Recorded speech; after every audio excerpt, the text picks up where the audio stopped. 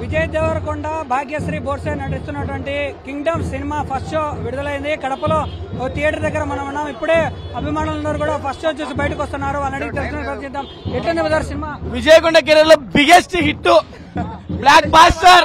ఇలాంటి సినిమా మళ్ళా రాదు. 2000 కోట్లు యాక్టింగ్ భయంకరంగా ఉంది. 2000 కోట్లు సినిమా బాగుందండి, నిజంగా బాగుంది, సూపర్ గా ఉంది. విజయ్ దేవరకొండ అయితే బాగా చేశాడు. సత్యదేవ్ చచ్చిపోతాడు పాపం, చాలా బాగా చేసింది.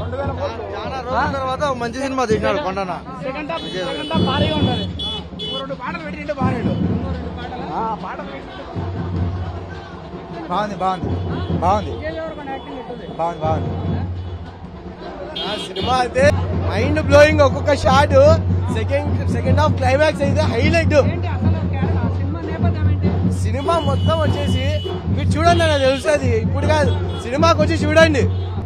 హైలైట్ ఉంది సినిమా, సూపర్ ఉంది భయ. బాగుంది బ్రో, బాగుంది.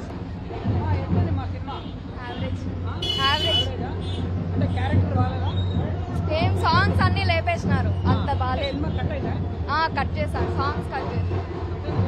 సినిమా పక్కన పెడితే జై బాబు. సినిమా సూపర్ గా ఉంది. 5 times పైగా చూడండి. బాగుంది. సెకండ్ హాఫ్ కొంచెం లాగ్ ఉంది. అసలు సినిమా నేపథ్యం ఏంటి స్టోరీ ఏంటి?